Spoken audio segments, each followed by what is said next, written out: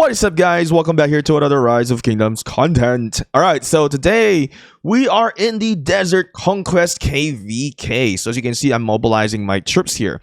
Now, a lot of opinions have already shed light into this KvK, saying that, oh, it is really terrible, it's boring.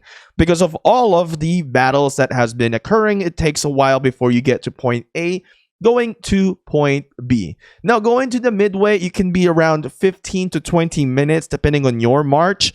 When you go all the way to the end of the map, getting to the enemy side, it can definitely take around 40 minutes or 45 minutes. Now, with the battles in here, once you get into the battlefield, as you can see, it's kind of nice in my opinion, because like as soon as you can see that we are here into the battlefield, and you can see that there's many players already are kind of like struggling because their health bar is kind of low already, and it's easier for us with the full bar, like what you can see in this video. I'm going to attack the opponents, and within like 2 to 3 hours of the past opening, we were able to I think about like 10 million prestige points already with the minimum. All right, with the minimum heals. The heals was so low. No. This is not even including the potions. So every time that we do battles and we do successful, really good battle, we get some potions from each battle. This is one thing that I really like in the Desert Conquest. Now, I know a lot of people do not like the longer marching. For me, I enjoy this one because it's very different than, Heroic Anthem or Strife of the Eight. One thing I love about this is that the battles is not congested like in Heroic Anthems and Strife of the Eight.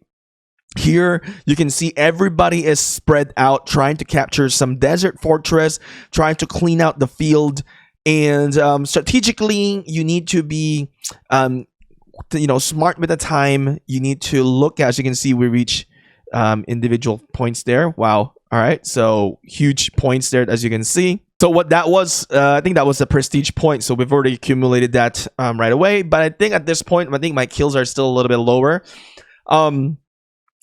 So basically what I was trying to say is that I find this KvK really nice. I like it. Now, despite of many people don't like it, I understand. I think, there should be improvement in the future with the marching. I think maybe a little bit faster. Maybe Desert Fortress eventually in the future update. Maybe each Desert Fortress conquered can potentially provide 1% or something, 1% or 0.5% of marching speed. So for the alliances or the coalition that can conquer more of the Desert Fortress, then they will have an edge on moving in the battlefield. I think that would be amazing if something like that could happen in the future. Another thing that I like about here is that the battles, like when we see rallies, because I've seen a few rallies recently. It's not going to be like rallying in Heroic Anthem or Strife of the Eight, where you have defender surrounded by many bases, and then the troop just flows in and just dump everything inside to defend it. So I like it this way. The portioning of troops, you don't lose everything within 1 hour, not like the other KvK.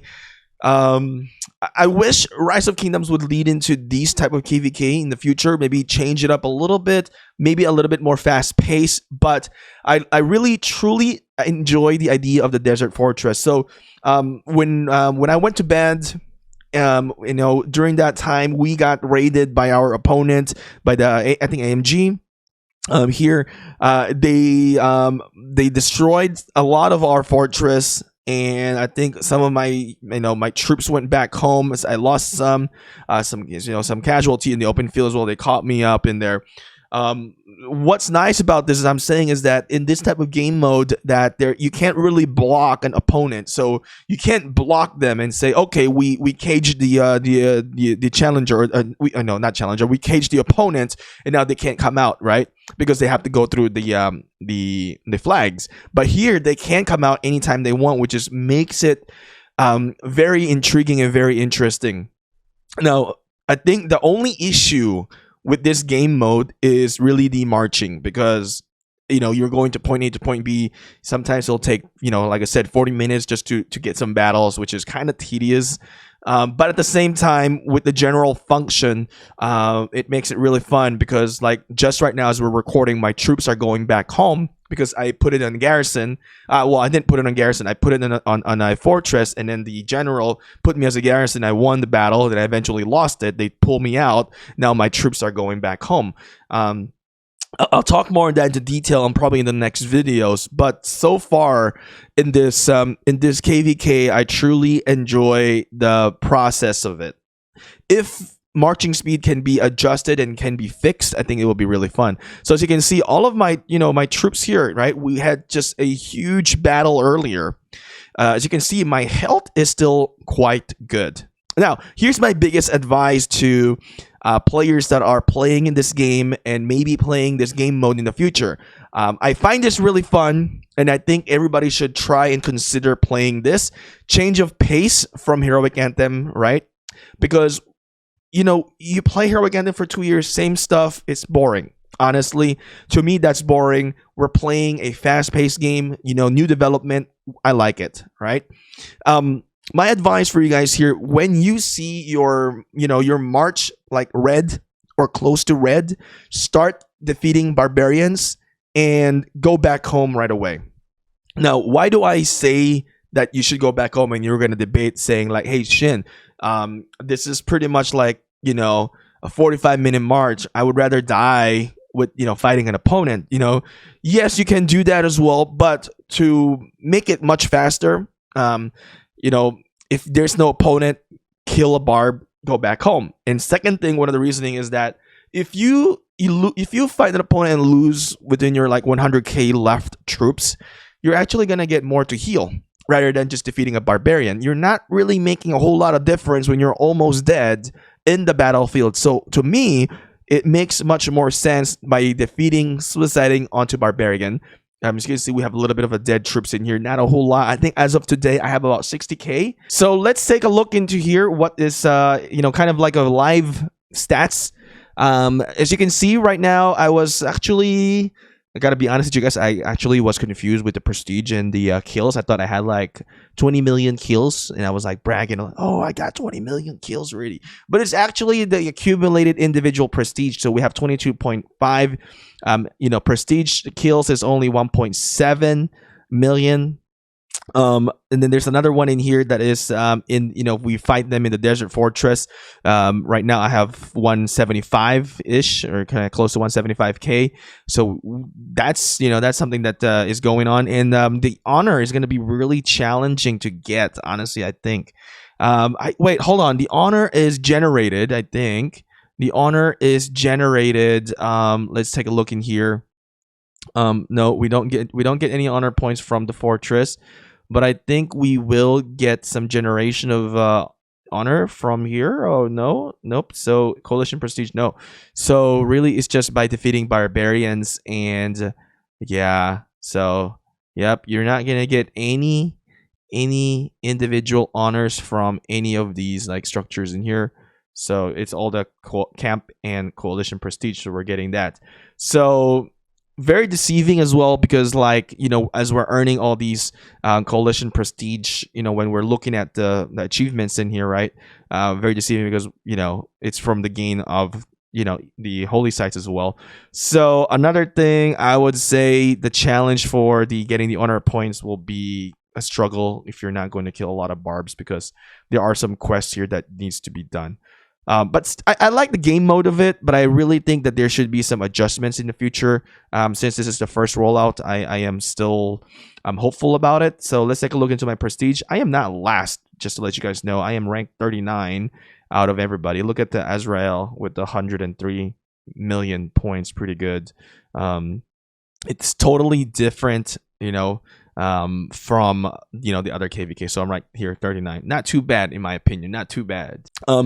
As you can see, the ancient fortresses, you can only attack the ancient fortresses if you are adjacent to another one, and it will have that sword symbol. Now, another factor to consider here in strategy is that you don't want to push too far, because if you push too far, refresh rate is much slower but much faster to the opponent. I want to talk about the marching speed, because if there are players in here that are watching this, then your concern is really the marching speed. You got to understand there's multiple phases in this KvK. The first phase of the KvK is that you're going to fight, right? You need to secure the area, secure the ancient fortress, garrison it. So the fighting is pretty much going to point A to point B. So it depends on the opponent as well. If you have an opponent that is much weaker than your kingdom, then you will most likely have to go to the end of the map. But if you are fighting a kingdom that is in the same status as you, if they are like, hypothetically both Imperium, or it's like one to everybody, then you can definitely fight kind of close to the middle ground. You don't have to march all the way out too far. Second thing that I want to talk about, phase 2, when the pass opens. So when the next pass is open, as you guys know, there are the green pastures. In the green pastures, this is where you can teleport. I believe when I was looking at it, there's about like 4 or 5 that you can open up for right away, and we might have to look into the map right away to have the exact numbers. But you need to secure these area, and then you can teleport inside. When you are in the stage 2 or phase 2 of this KvK, you are then going to be moving much faster in either direction of the KvK. And now what's challenging about that as well is there's line of defense. So before, I believe, we haven't seen this yet, before you can attack the pass, you have to get the fortress. So the pass can be saved, right? The pass can be saved, or safe, I would say safe, if the fortresses are well manned. So they have to go through the fortresses, and they have to go through the pass before they get into the pass. So it's quite interesting, honestly, on how the gameplay for this KvK is. I truly enjoyed this. I think it will be much more fun if you are playing as the general role, since I don't really get to play the general role. Don't really mean the time wise as well, because you have to pretty much devote a good amount of time for it. I think it's really fun if you are doing the general role. Like I mentioned earlier, I was just my troops was just experience some casualty. I just put it into a ancient fortress, and then they assigned me as a garrison. It was just all me actually fighting somebody, fighting some march. So I don't have to be logged in to defeat enemies, which I like. I can defend the structures, and somebody is moving my troops around, and I trust them. Actually, I do trust them because they did a good job, because I was winning some battles there, and I went back.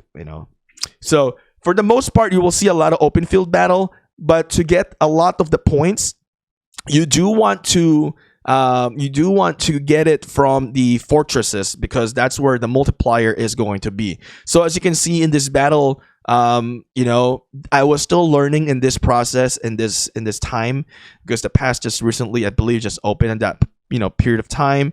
Or no, this is like 20 UTC, so this is at night, so I got no excuse, I think. Oh wait, no, 20 UTC. Yeah, no, I think the pass opened up at 10:30, I think. So maybe I don't have any excuse here, but see, I think we went too far there, and I let my Emulator die. I should have caught my Emulator here, and should have let my Emulator die from the barbs. I should have pulled it out. So like Edward here, I should pull Edward out soon, and then let it die from the barbarians, so I don't receive so much casualty. Eventually, I believe I'm going to pull out of this area, because we're going too deep into the enemy. Like I mentioned, when you're far enough, right, when you're too far deep into the enemy's territory, like closer to their pass, as you can see here, right there, I'm just trying to circle it, the refresh is much faster for them, because they're coming out from the base to the fighting area. And for us, reinforcement is coming for 40 minutes, and that is what's going to fail if you push too far. You need to pace yourself, refresh, and regroup, and then push again. Anyway, rockers, I like Desert Conquest, but I think there's improvement to be done with the Desert Conquest KvK. But I wish that Lilith would take these challenges to improve it and make it a lot more fun. I like the concept of the strategy of this game. Anyway, rockers, thank you for watching. I will see you again next time.